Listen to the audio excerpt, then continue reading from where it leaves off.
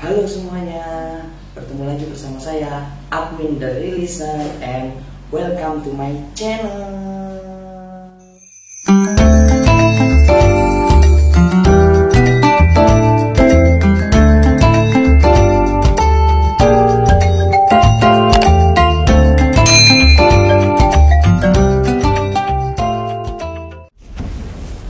Hari ini kita sudah masuk ke tanggal 9 Zulhijjah, di mana hari ini kita sekarang menjalankan sunnah Rasulullah, yaitu puasa Arafah, yang berarti besok kita sudah akan memperingati hari raya Idul Adha atau biasa kita kenal hari raya Idul Kurban.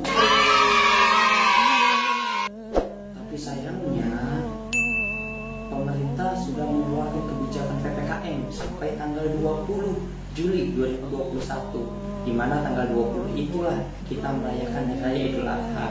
Jadi pemerintah mengeluarkan aturan kita tidak diperkenankan untuk sholat berjamaah Idul Adha di masjid maupun di lapangan bagi wilayah Jawa dan Bali. Jadi kita dianjurkan untuk sholatnya di rumah saja bersama keluarga, bersama teman-teman semuanya. Yang penting di rumah, terbatas, tapi tetap dengan melaksanakan protokol kesehatan.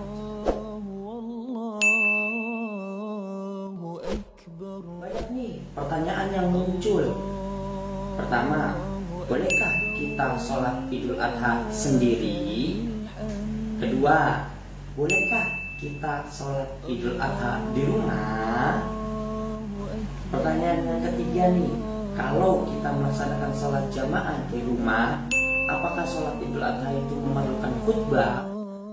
Dari pertanyaan-pertanyaan itu, maka pembelajaran kita hari ini yaitu tentang tata cara sholat hari raya Idul Adha di rumah secara sendiri maupun secara berjamaah. Hukum sholat Id adalah sunnah muakkad, sunnah yang dianjurkan oleh Rasulullah untuk dikerjakan, walaupun sunnah tapi tetap dikerjakan, dianjurkan. Yang kedua, sholat Id itu dianjurkan untuk dilaksanakan secara berjamaah, tapi sholat secara berjamaah tidak menjadi syarat untuk pelaksanaan sholat Id. Dengan demikian, sholat Id bisa di rumah masing-masing secara sendiri. Walaupun teman-teman boleh mengerjakan sholat Idul Adha di rumah secara sendirian atau maupun secara berjamaah, tapi teman-teman harus perhatikan bahwasannya untuk pelaksanaan khutbah Idul Adha sebisa mungkin tetap dilaksanakan. Kalau teman-teman semuanya mengerjakannya di rumah secara berjamaah, maka adakan khutbahnya. Karena esensi dari khutbah adalah memberikan nasihat ketakwaan kepada kita semuanya untuk lebih bertakwa kepada Allah. Jadi tidak ada alasan untuk tidak dilaksanakan khutbah apabila di rumah kalian itu anggota keluarganya banyak dan bisa dilaksanakan sholat Idul Adha secara berjamaah. Oke, sekarang kita akan belajar tata cara pelaksanaan sholat Idul Adha sendirian atau secara berjamaah di rumah. Yang pertama, sholat Idul Adha itu sama seperti sholat-sholat yang lainnya. Jumlah rakaat dalam sholat Idul Adha itu adalah 2 rakaat.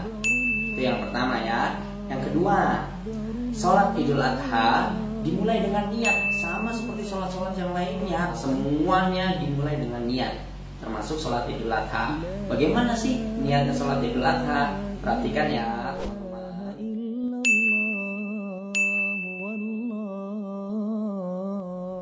Setelah niat yang dilaksanakan dengan sepenuh hati, maka kita melanjut ke rukun sholat yang kedua, yaitu takbiratul ihram dengan bacaan Allahu Akbar.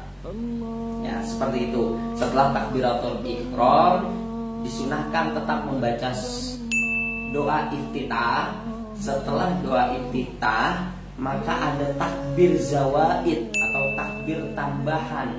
Untuk rakaat yang pertama ada 7 takbir tambahan, sedangkan untuk rakaat kedua ada 5 takbir tambahan.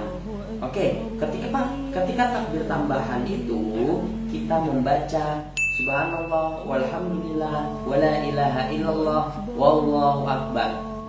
Setelah takbir ketujuh, tidak ada lagi bacaan doa maupun zikir. Jadi setelah takbir yang ketujuh, Allahu Akbar, langsung dilanjutkan dengan surat Al-Fatihah. Begitupun dengan rakaat yang kedua, 5 kali takbir. Setelah takbir tambahan, kita membaca doa subhanallah walhamdulillah wa la ilaha illallah wallahu akbar. Setelah itu, setelah takbir kelima, kita tidak ada lagi membaca zikir dan langsung membaca surat Al-Fatihah. Surat Al-Fatihah ini adalah rukun sholat, jadi wajib dibaca. Setelah itu kita disunahkan untuk membaca surat pendek. Nah, biasanya kalau di rakaat pertama kita membaca surat Qaf. Di rakaat kedua kita membaca surat Al-Qamar. Atau kalau teman-teman tidak hafal atau surat-surat itu kepanjangan, masih ada kok surat-surat yang lain yang bisa kalian baca. Disunahkan di rakaat pertama membaca surat Al-A'la, sedangkan di rakaat kedua disunahkan membaca surat Al-Ghasyiyah. Kalau teman-teman masih belum hafal juga nih, ternyata kepanjangan nih, nggak apa-apa, Allah beri kasih kalian ruksan lagi. Kita boleh membaca surat apapun yang lebih pendek yang kita hafal. Maka setelah itu teman-teman semuanya tinggal ruku. Setelah ruku, pelaksanaan sholatnya sama seperti sholat biasa. Iktidal, sujud, duduk di antara dua sujud, sujud kembali. Lalu kalau teman-teman sudah ada di rakaat kedua, maka teman-teman duduk tasyahud akhir.